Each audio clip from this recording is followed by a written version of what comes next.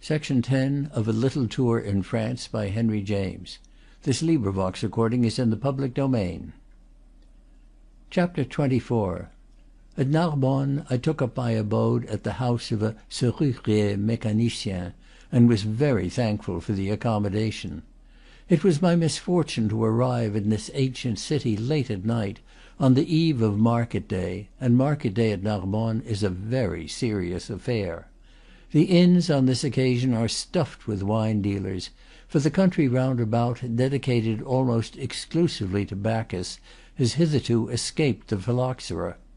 This deadly enemy of the grape is encamped over the Midi in 100 places, blighted vineyards and ruined proprietors being quite the order of the day.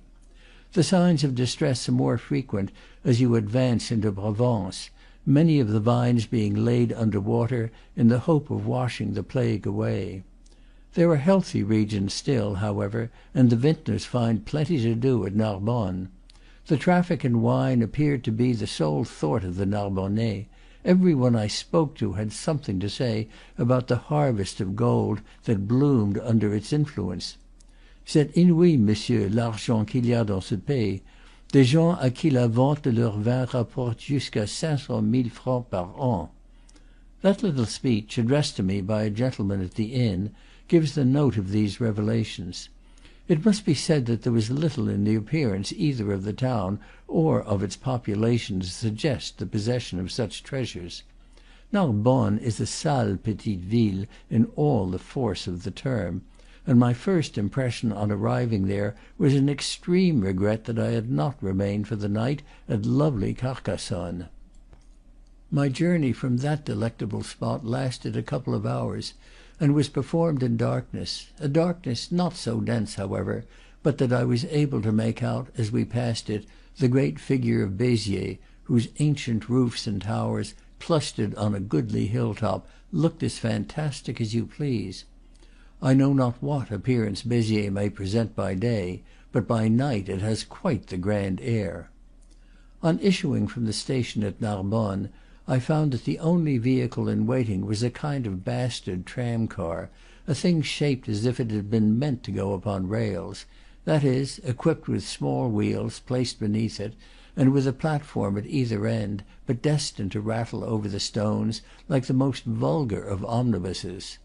To complete the oddity of this conveyance, it was under the supervision, not of a conductor, but of a conductress. A fair young woman, with a pouch suspended from her girdle, had command of the platform, and as soon as the car was full she jolted us into the town through clouds of the thickest dust I have ever swallowed. I have had occasion to speak of the activity of women in France, of the way they are always in the ascendant, and here was a signal example of their general utility. The young lady I have mentioned conveyed her whole company to the wretched little Hôtel de France, where it is to be hoped that some of them found a lodging. For myself, I was informed that the place was crowded from cellar to attic, and that its inmates were sleeping 3 or 4 in a room. At Carcassonne I should have had a bad bed, but at Narbonne, apparently, I was to have no bed at all. I passed an hour or two of flat suspense, while fate settled the question of whether I should go on to Perpignan, return to Béziers, or still discover a modest couch at Narbonne. I shall not have suffered in vain, however, if my example serves to deter other travellers from alighting unannounced at that city on a Wednesday evening. The retreat to Béziers, not attempted in time, proved impossible, and I was assured that at Perpignan, which I should not reach till midnight, the affluence of wine dealers was not less than at Narbonne. I interviewed every hostess in the town, and got no satisfaction but distracted shrugs. Finally, at an advanced hour, one of the servants of the Hôtel de France, where I had attempted to dine, came to me in triumph to proclaim that he had secured for me a charming apartment in a maison bourgeoise. I took possession of it gratefully, in spite of its having an entrance like a stable, and being pervaded by an odor compared with which that of a stable would have been delicious. As I have mentioned, my landlord was a locksmith, and he had strange machines which rumbled and whirred in the rooms below my own. Nevertheless, I slept, and I dreamed of Carcassonne. It was better to do that than to dream of the Hôtel de France. I was obliged to cultivate relations with the cuisine of this establishment. Nothing could have been more méridional. Indeed, both the dirty little inn and Narbonne at large seemed to me to have the infirmities of the south without its usual graces. Narrow, noisy, shabby, belittered and encumbered, filled with clatter and chatter, the Hôtel de France would have been described in perfection by Alphonse Daudet. For what struck me above all in it was the note of the Midi, as he has represented it, the sound of universal talk. The landlord sat at supper with sundry friends in a kind of glass cage, with a genial indifference to arriving guests. The waiters tumbled over the loose luggage in the hall. The travellers who had been turned away leaned gloomily against door-posts, and the landlady, surrounded by confusion, unconscious of responsibility, and animated only by the spirit of conversation, bandied high-voiced compliments with the voyageurs de commerce. At 10 o'clock in the morning there was a table d'hôte for breakfast, a wonderful repast which overflowed into every room and pervaded the whole establishment. I sat down with 100 hungry marketers, fat, brown, greasy men, with a good deal of the rich soil of Languedoc adhering to their hands and their boots. I mention the latter articles because they almost put them on the table. It was very hot, and there were swarms of flies. The viands had the strongest odor. There was in particular a horrible mixture known as gras double, a light gray, glutinous, nauseating mess, which my companions devoured in large quantities. A man opposite to me had the dirtiest fingers I ever saw, a collection of fingers which in England would have excluded him from a farmer's ordinary. The conversation was mainly bucolic, though a part of it, I remember, at the table at which I sat, consisted of a discussion as to whether or no the maidservant were sage, a discussion which went on under the nose of this young lady as she carried about the dreadful gras double, and to which she contributed the most convincing blushes. It was thoroughly méridional. In going to Narbonne, I had of course counted upon Roman remains, but when I went forth in search of them, I perceived that I had hoped too fondly. There is really nothing in the place to speak of. That is, on the day of my visit there was nothing but the market, which was in complete possession. This intricate, curious, but lifeless town, Murray calls it, yet to me it appeared overflowing with life. Its streets are mere crooked, dirty lanes, bordered with perfectly insignificant houses, but they were filled with the same clatter and chatter that I had found at the hotel. The market was held partly in the little square of the Hôtel de Ville, a structure which a flattering woodcut in the Guide Joanne had given me a desire to behold. The reality was not impressive, the old color of the front having been completely restored away. Such interest as it superficially possesses it derives from a fine mediaeval tower which rises beside it, with turrets at the angles, always a picturesque thing. The rest of the market was held in another place, still shabbier than the first, which lies beyond the canal. The Canal du Midi flows through the town, and, spanned at this point by a small suspension bridge, presented a certain sketchability. On the further side were the vendors and chafferers, old women under awnings and big umbrellas, rickety tables piled high with fruit, white caps and brown faces, blouses, sabots, donkeys. Beneath this picture was another, a long row of washerwomen on their knees on the edge of the canal, pounding and wringing the dirty linen of Narbonne, no great quantity to judge by the costume of the people. Innumerable rusty men, scattered all over the place, were buying and selling wine, straddling about in pairs, in groups, with their hands in their pockets, and packed together at the doors of the cafes. They were mostly fat and brown and unshaven. They ground their teeth as they talked. They were very méridionaux.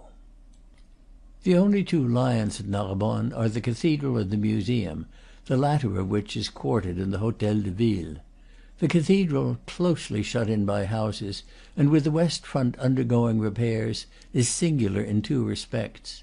It consists exclusively of a choir, which is of the end of the 13th century and the beginning of the next, and of great magnificence.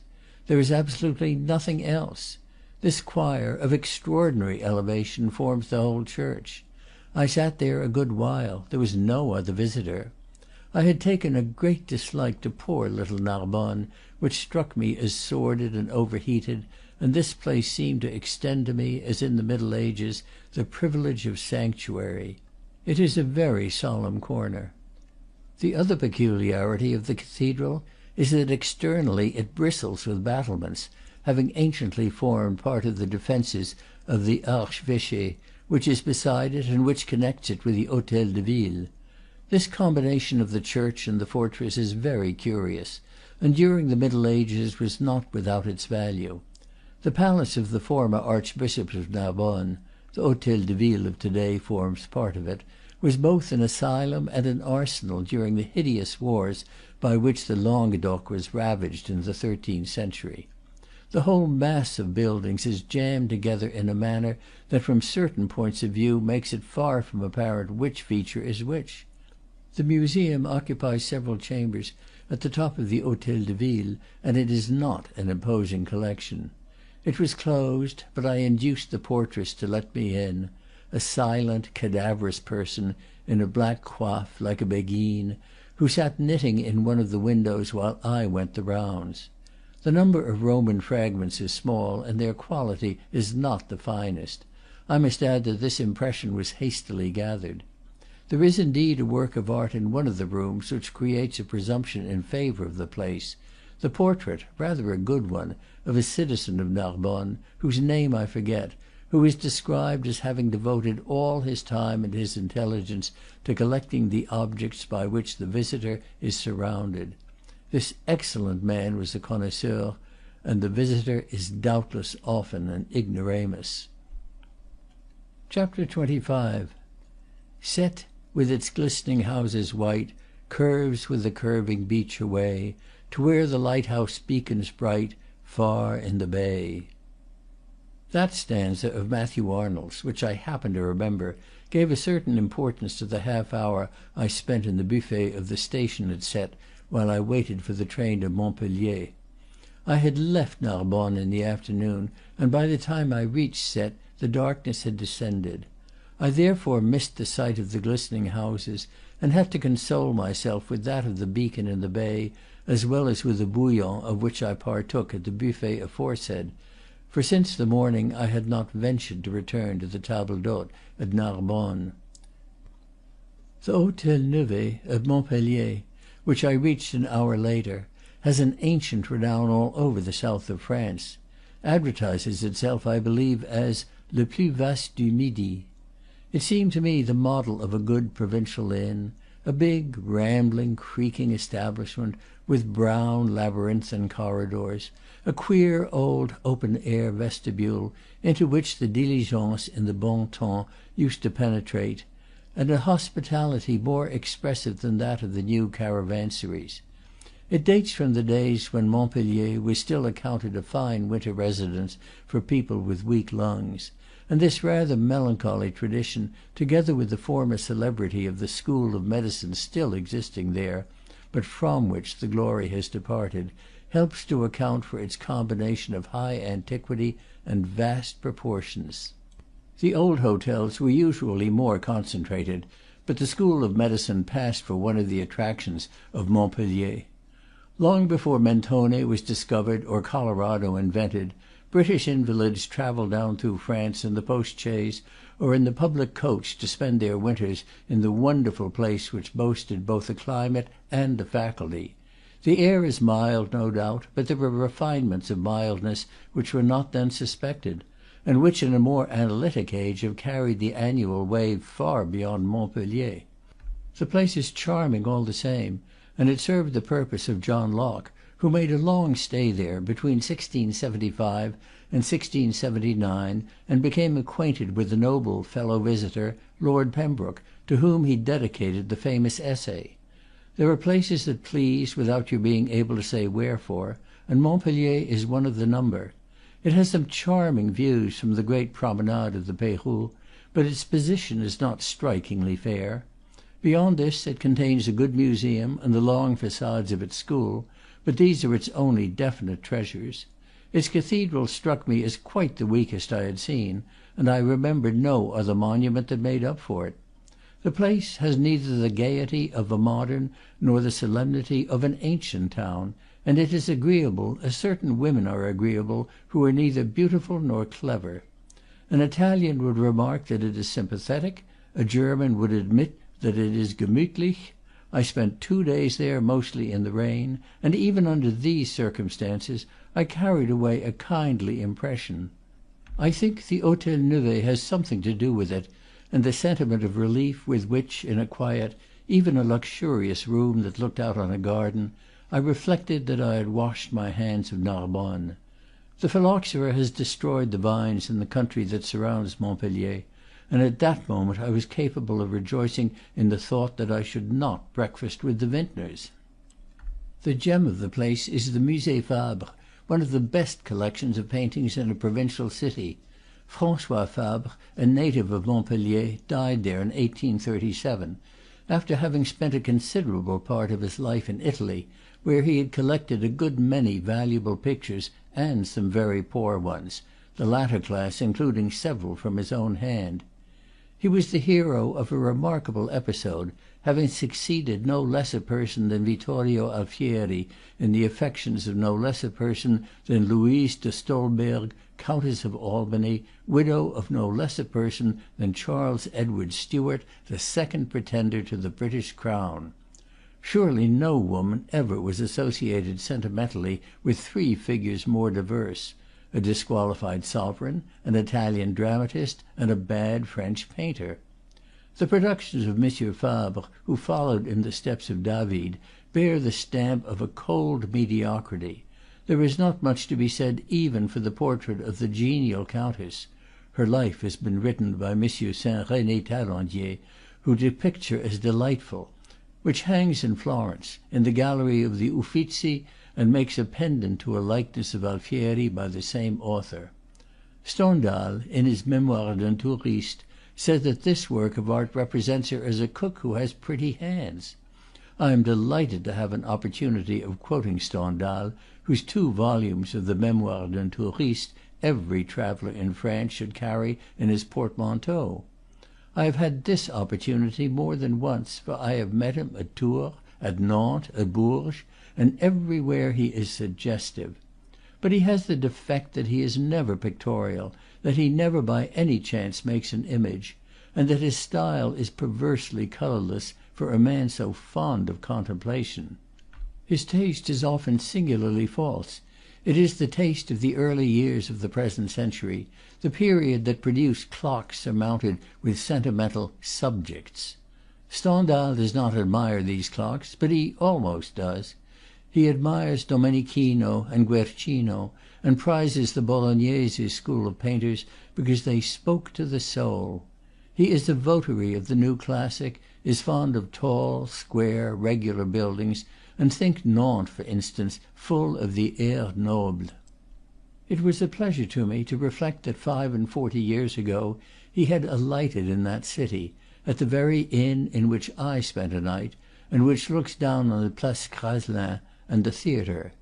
The hotel that was the best in 1837 appears to be the best to day. On the subject of Touraine, Stendhal is extremely refreshing. He finds the scenery meagre and much overrated, and proclaims his opinion with perfect frankness. He does, however, scant justice to the banks of the Loire. His want of appreciation of the picturesque, want of the sketcher's sense, causes him to miss half the charm of a landscape which is nothing if not quiet, as a painter would say, and of which the felicities reveal themselves only to waiting eyes. He even despises the Indre, the river of Madame Sand.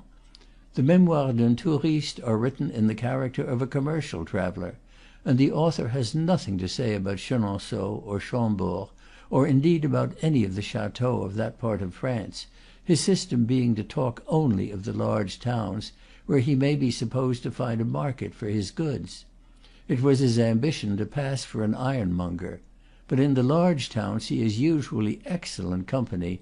though as discursive as stern, and strangely indifferent, for a man of imagination, to those superficial things of which the poor pages now before the reader are mainly an attempt to render. It is his conviction that Alfieri at Florence bored the Countess of Albany terribly, and he adds that the famous Gallophobe died of jealousy of the little painter from Montpellier.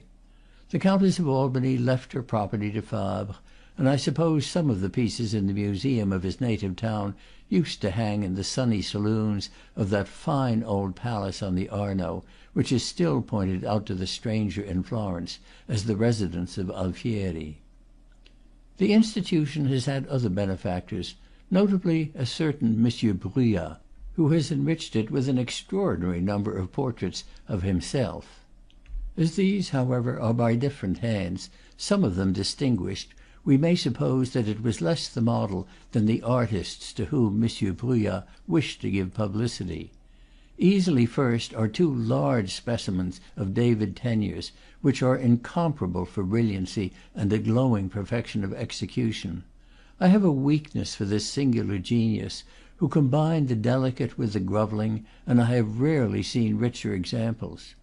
Scarcely less valuable is a Gerard Dow which hangs near them, though it must rank lower as having kept less of its freshness. This Gerard Dow did me good, for a master is a master whatever he may paint. It represents a woman paring carrots, while a boy before her exhibits a mousetrap in which he has caught a frightened victim. The good wife has spread a cloth on the top of a big barrel which serves as her table, and on this brown, greasy napkin, of which the texture is wonderfully rendered, lie the raw vegetables she is preparing for domestic consumption. Beside the barrel is a large cauldron lined with copper, with a rim of brass. The way these things are painted brings tears to the eyes, but they give the measure of the Musée Fabre, where two specimens of Teniers and a Gerard Dow are the jewels.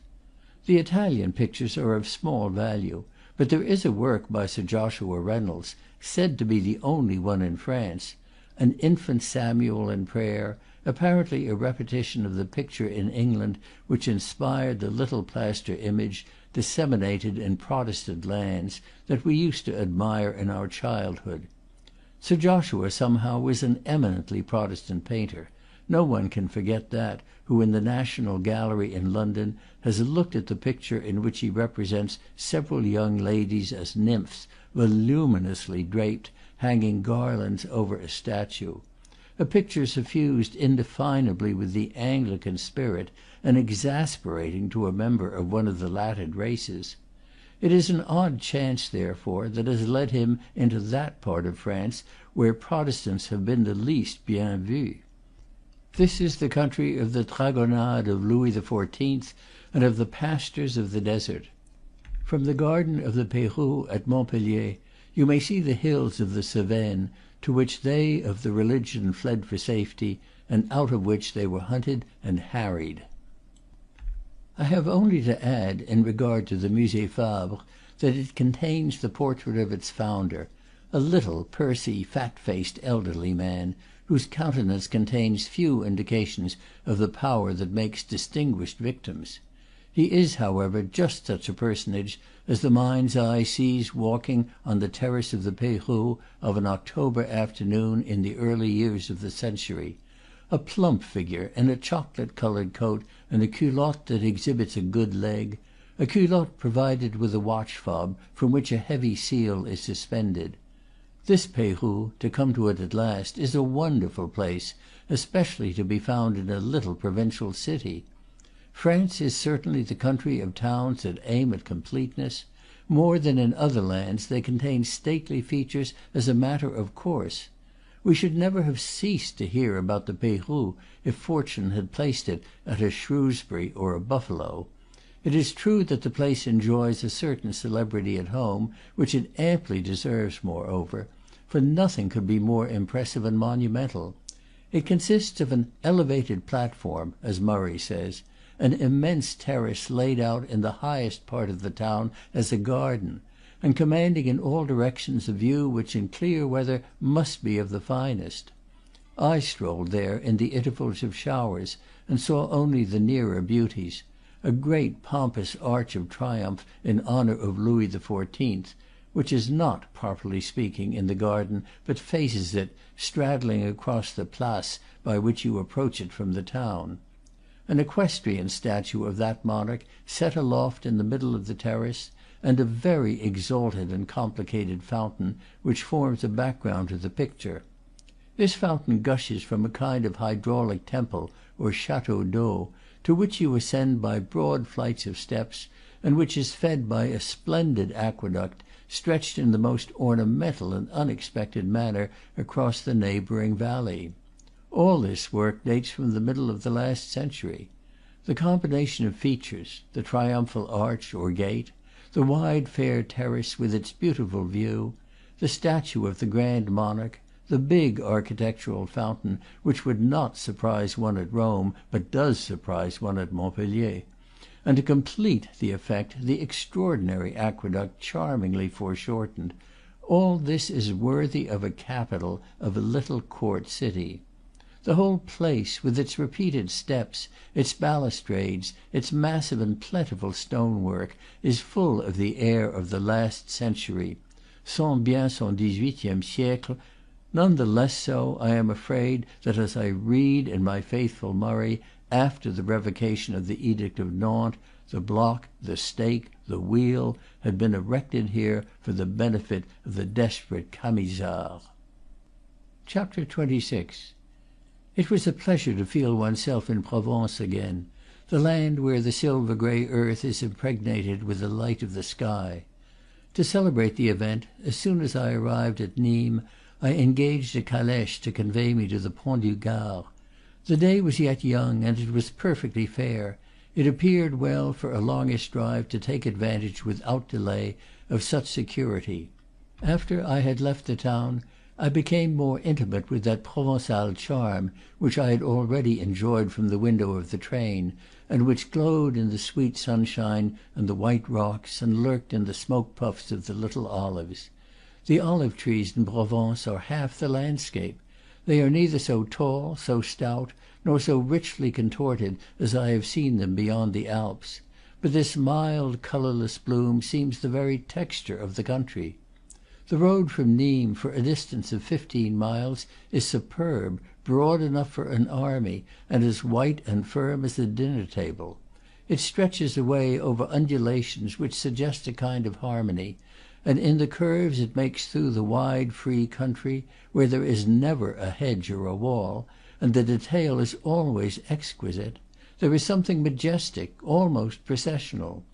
Some 20 minutes before I reached the little inn that marks the termination of the drive, my vehicle met with an accident which just missed being serious, and which engaged the attention of a gentleman who, followed by his groom, and mounted on a strikingly handsome horse, happened to ride up at the moment.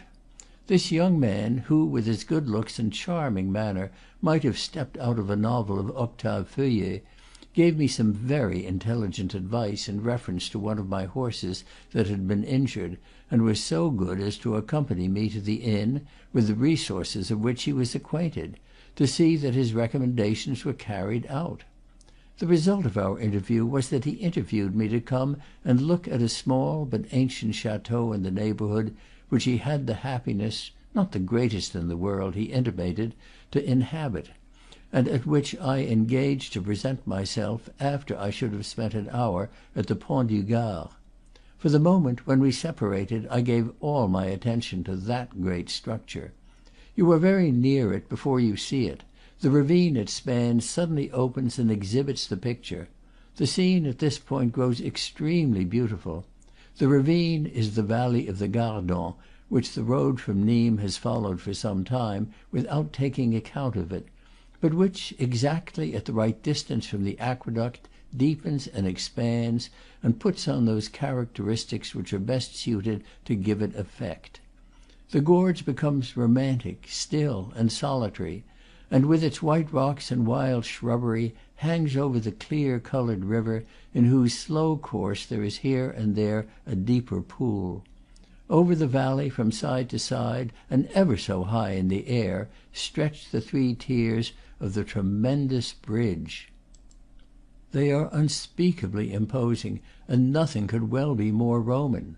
The hugeness, the solidity, the unexpectedness, the monumental rectitude of the whole thing leave you nothing to say, at the time, and make you stand gazing. You simply feel that it is noble and perfect, that it has the quality of greatness. A road branching from the highway descends to the level of the river and passes under one of the arches. This road has a wide margin of grass and loose stones, which slopes upward into the bank of the ravine. You may sit there as long as you please, staring up at the light, strong piers. The spot is extremely natural, though 2 or 3 stone benches have been erected on it. I remained there an hour and got a complete impression. The place was perfectly soundless, and for the time at least lonely. The splendid afternoon had begun to fade, and there was a fascination in the object I had come to see.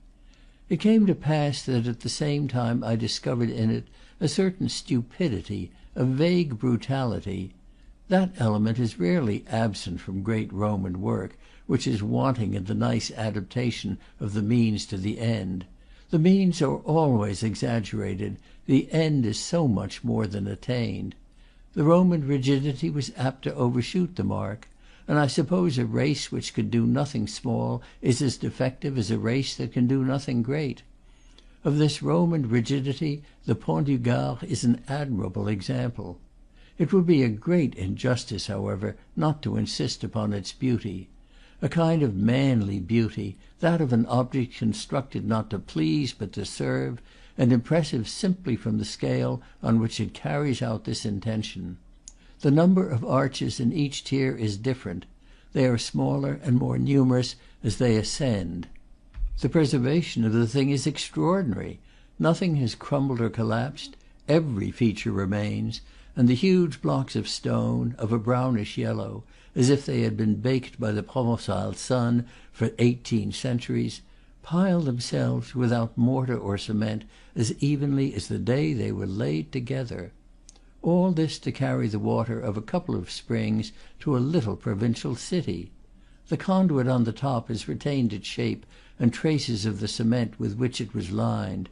When the vague twilight began to gather, the lonely valley seemed to fill itself with the shadow of the Roman name, as if the mighty empire was still as erect as the supports of the aqueduct, and it was open to a solitary tourist, sitting there sentimental, to believe that no people has ever been, or will ever be, as great as that, measured as we measure the greatness of an individual by the push they gave to what they undertook. The Pont du Gard is one of the 3 or 4 deepest impressions they have left. It speaks of them in a manner with which they might have been satisfied. I feel as if it were scarcely discreet to indicate the whereabouts of the chateau of the obliging young man I had met on the way from Nimes. I must content myself with saying that it nestled in an enchanting valley, dans le fond, as they say in France, and that I took my course thither on foot after leaving the Pont du Gard. I find it noted in my journal as an adorable little corner. The principal feature of the place is a couple of very ancient towers, brownish yellow in hue and mantled in scarlet Virginia creeper. One of these towers, reputed to be of Saracenic origin, is isolated, and is only the more effective. The other is incorporated in the house, which is delightfully fragmentary and irregular. It had got to be late by this time, and the lowly castel looked crepuscular and mysterious. An old housekeeper was sent for, who showed me the rambling interior, and then the young man took me into a dim old drawing-room, which had no less than 4 chimney-pieces, all unlighted, and gave me a refection of fruit and sweet wine. When I praised the wine and asked him what it was, he said simply, "C'est du vin de ma mère." Throughout my little journey I had never yet felt myself so far from Paris, and this was a sensation I enjoyed more than my host, who was an involuntary exile, consoling himself with laying out a manege, which he showed me as I walked away. His civility was great, and I was greatly touched by it. On my way back to the little inn where I had left my vehicle, I passed the Pont du Gard and took another look at it. Its great arches made windows for the evening sky, and the rocky ravine, with its dusky cedars and shining river, was lonelier than before.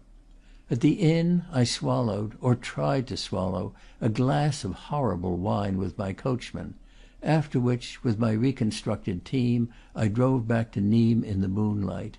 It only added a more solitary whiteness to the constant sheen of the Provencal landscape. Section 11.